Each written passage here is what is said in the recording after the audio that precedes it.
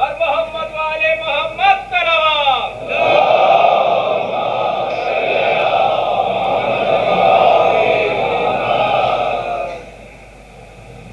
बिस्मिल्लाहिर्रहमानिर्रहीम। तमाम तारीफ़ें अल्लाह के लिए, दुरूद और सलाम मोहम्मद और आले मोहम्मद के लिए।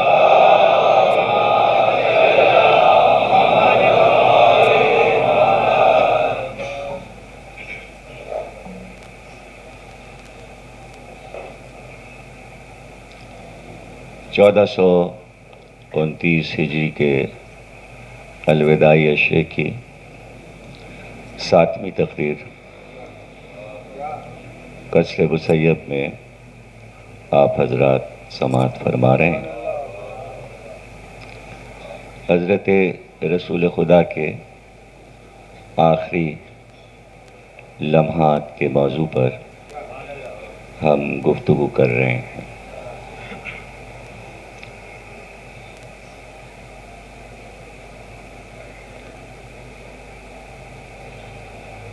अहम तरीन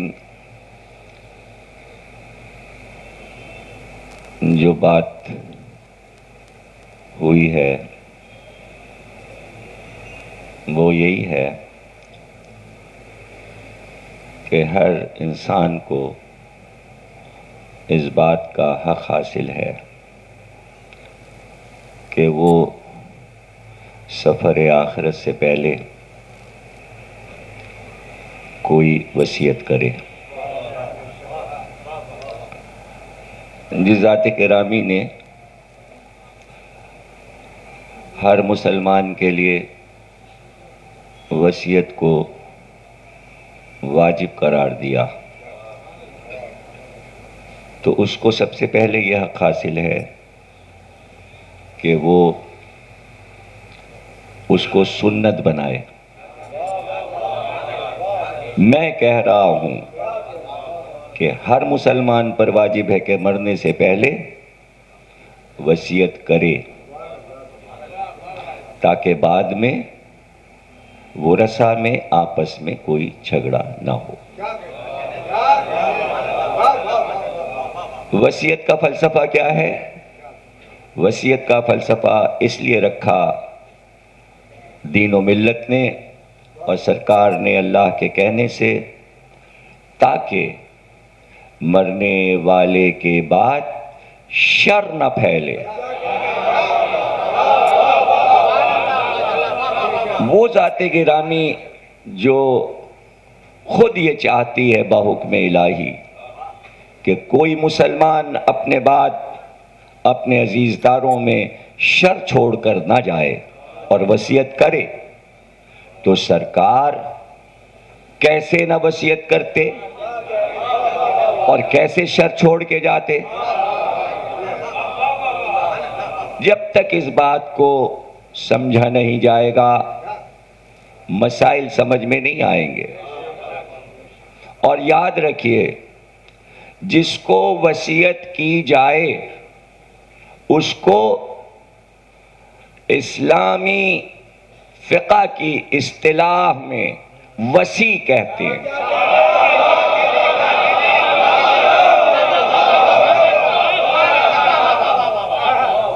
ये जितने लोग बैठे हैं ये सब अपना वसी बना सकते हैं।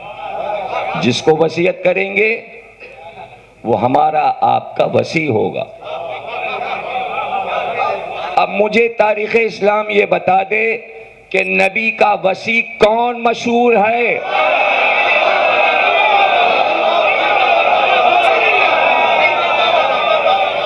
लफ्ज़ वसी किसके लिए इस्तेमाल होता है?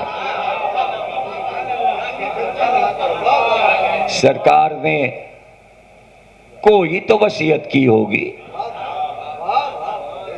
और जब वसीयत की है तो वो वसीयत हदीस की शक्ल में किताबों में लिखी है।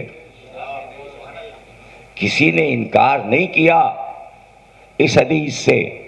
इतनी मुस्तनद हदीस है कि मैं तुम में 2 गरा कदर चीजें छोड़ रहा हूं, एक कुरान है और एक अहले बैत। कहा गया कि सरकार ने कहा था मैं तुम्हें दो गरा कदर चीजें छोड़ रहा हूं, एक कुरान और एक सुन्नत। चलिए ठीक है, रहती तो दो ही चीजें हैं। अगर कुरान और सुन्नत कहा था तो फिर क्यों कहा गया कि कुरान काफी है?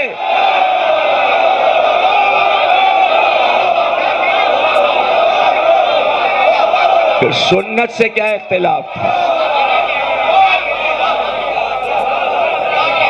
क्या इख्तिलाफ? मुझको कोई आके ये समझा दे, और बहुत गौर से सुनिएगा, इसमें परेशान ना हो जाया कीजिए। दलाइल के साथ बात होती है, और तकरीरों का मकसद ये नहीं है कि किसी को गुस्सा दिलाया जाए या किसी को इश्तियाल में लाया जाए। प्यार की छांव में बात हो रही है। पहले कहा था कुरान, उसके बाद कहा सुन्नत। अहम चीज क्या है? कुरान अहम है या सुन्नत? पहले आप फैसला कर दीजिए। अगर पहले कुरान कहा है तो अव्वल नंबर कुरान है और फिर सुन्नत है। कुरान की अहमियत। तो फिर उम्मत ने अपने आप को अहले कुरान क्यों नहीं कहा?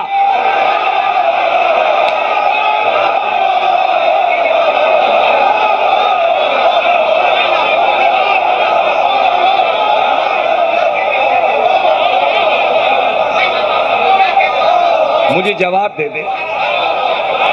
दूसरा टुकड़ा क्यों इस्तेमाल हुआ? पता ये चला सारा झगड़ा लफ्ज़ अहल का है। चूंकि कहा था कुरान और अहले बैत, तो अहल के बाद कोई लफ्ज लाना था।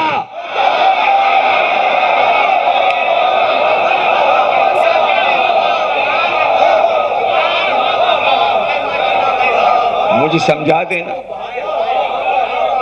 मुझे समझा दें। ये हुआ क्या? ये चाहे इन्हें छोटी छोटी बातें कह लें और चाहे बड़ी सी बात कह लें। देखिए, बुखार जब आता है तो डॉक्टर पहली बात ये तलाश करता है कि बुखार की किस्म क्या है, और वो जड़ तक पहुंचने की कोशिश करता है। इसलिए कि बुखार की किस्में हर आन बदलती रहती हैं, और जब तक जड़ तक नहीं पहुंचेगा दवा नहीं देगा। मलेरिया है, म्यादी बुखार है, जर्द बुखार है, गर्दन तोड़ बुखार है, और फिर इजाफा हो गया, डेंगू पिंगू भी आ गया। तो हर वक्त तो नई हर आन बुखार में चेंजिंग आ रही है, तो फिर दवाएं भी ईजाद होंगी। अगर बीमारियां नई नई आएंगी तो इलाज भी नए नए आएंगे, और उसके बाद डॉक्टर दवा लिखेगा। दवा लिखेगा तो मैंने तो नहीं सुना कि जानकर कड़वी दवा दे दे। जितने शरबत हैं बुखार के, शरबत कहलाते हैं, चाहे वो हमदर्द के हों, होम्योपैथिक हों, एलोपैथिक हों, सब में शक्कर है। ये क्या बात है? ये मीठी दवाएं बुखार की क्यों बनती हैं? डॉक्टर को मालूम है। इसलिए मीठी दवाएं बनती हैं कि बुखार में मुंह का मजा खराब हो जाता है। चूंकि मुंह का मजा कड़वा हो जाता है, इसलिए शरबत रखा जाता है कि कड़वी दवा होगी तो मुंह तो कड़वा है, पीने में तकल्लुफ करेगा, लेकिन मीठा शरबत पीकर भी मुंह जरूर मरीज बनाता है, लेकिन जब तक दवा नहीं पिएगा ठीक होगा नहीं। तो पता चला कि दवाएं तो आप दिए जा रहे हैं, लेकिन मुंह का मजा कड़वा है, मुंह बन रहा है।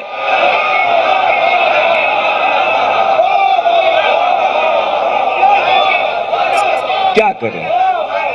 मुंह कड़वा है, आप दे रहे हैं शरबत, तो इसमें शरबत की खता है न डॉक्टर की खता है, शरबत पिलाने वाले की खता नहीं, खता है आपके मुंह के मजे की। और मुंह का मजा खराब हुआ है बुखार की वजह से, और बुखार की जड़ तलाश करके दवा दी गई है। जब तक आप जड़ नहीं तलाश करेंगे सही दवा नहीं दी जा सकती। इसलिए बुखार की बात नहीं करनी है, जड़ की बात करनी है। आया क्यों, किस वजह से आया? लेकिन जाहिर है कि आम आवाम में अगर किसी को बुखार आए तो बेचारा काबिल रहम हो जाता है। सर फट रहा है, बदन टूट रहा है, सीना जकड़ा हुआ है, सांस रुक रुक के आ रही है, बड़े मसाइल हैं। बड़ा मजलूम मरीज होता है बुखार का, और अपनी मियाद पूरी करता है। दवा चाहे जितनी कड़ी से कड़ी दे दी जाए, उम्दा से कीमती दवा, वो उतरेगा अपने तीसरे ही दिन। फिली हो, बुखार हो, किस्में हो, जो भी हो, वो अपनी मियाद पूरी करके जाएगा, और कम से कम उसकी मियाद 3 दिन की होती है। 3 से कम नहीं, 3 से ज्यादा नहीं। जहां 3 दिन वाला बुखार चढ़ा हो,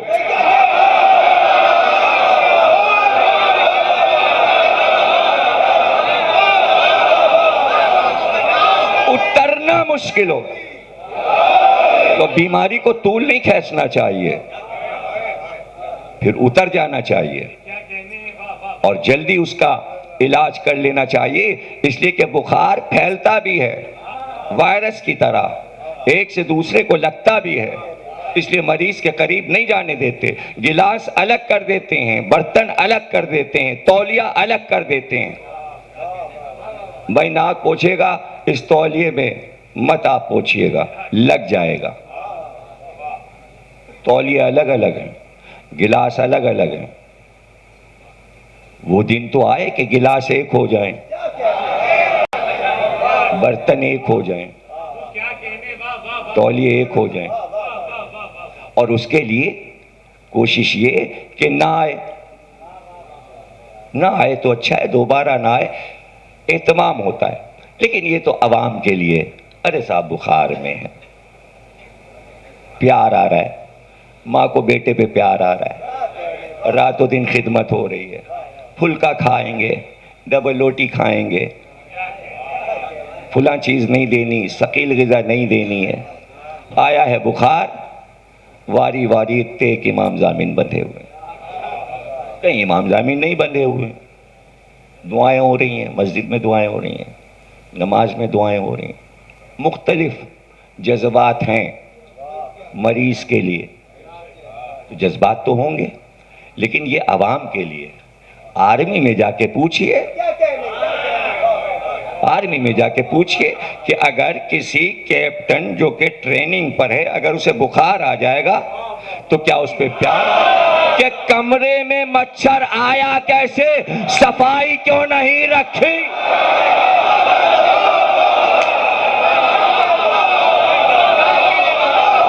तो ये बुखार वो बुखार नहीं है, ये बुखार मुजाहिद का बुखार है कि मुजाहिद को सजा मिलेगी कि आया वायरस कैसे, तुमने अपना तहफ्फुज क्यों नहीं किया। और वो लफ्ज ये है कि जो कुछ दे रहा था रसूल, जवाब में ये क्यों कहा गया कि हिज़्यान हो गया है। और न लिखते इमाम बुखारी तो हम मौजू न बनाते। और 7 जगह लिखा है इमाम बुखारी ने, 7 जगह लिखने का मकसद ये है कि इसरार है उनको कि इसे मौजू बनाओ। अब मुझे नहीं पता इमाम बुखारी के अकायद क्या थे, अब वो मर गए, हम किससे पूछें कि 7 बार इसरार क्यों किया इस लफ्ज पर, और 7 जगह क्यों लिखा। एक जगह लिखते तो मैं नजरअंदाज कर देता, और फिर बाद में मुस्लिम ने क्यों लिखा, फिर इब्ने असीर ने क्यों लिखा, फिर इमाम तीमिया ने क्यों लिखा, और शिबली तक ये बात आ गई, पिछली सदी तक बात आ गई, और सब लिखते चले गए अरबी, फारसी और उर्दू में। तो कोई अहम बात है जब भी तो सबने लिखा, तो बात इसी पे होगी कि आखिर में मौर्रिखीन ने उसको लपेटना शुरू किया और कहा कि भाई वो अरब की आदत के मुताबिक, यहां पे बात खत्म हुई कि अरब का मुहावरा था, जब कोई मरने लगता था तो अरब बोला करते थे कि ये जो कुछ बोल रहा है ये हिज़यान बकरा है। तो अय्याम जाहिलियत की आदत थी, तवज्जो कीजिएगा, रसूल अल्लाह बुरी आदतें छुड़ाने आए थे। जब ये बात कही गई 11 हिजरी के आगाज में, तो क्या पुरानी आदतें अभी छूटी नहीं?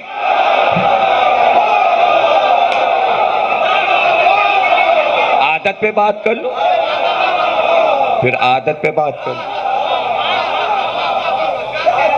आदत पे हमारा सलाम है रसूल की आल पर, और एक बार नहीं लाख बार, अब जुमले पे गौर करना क्या कह रहा हूं, लाख बार सलाम है रसूल की आल पर।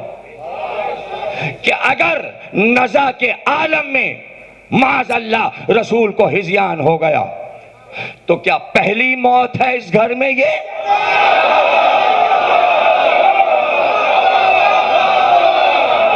और क्या अब रसूल के बाद इस घर में मौत नहीं होगी? तो जो जा चुके और जो रसूल के बाद जाएंगे, उसके बाद ये जुमला क्यों नहीं दोहराया गया, और पहले ये जुमला क्यों नहीं दोहराया? अब ठहरो यहां पर, ठहरो यहां पर।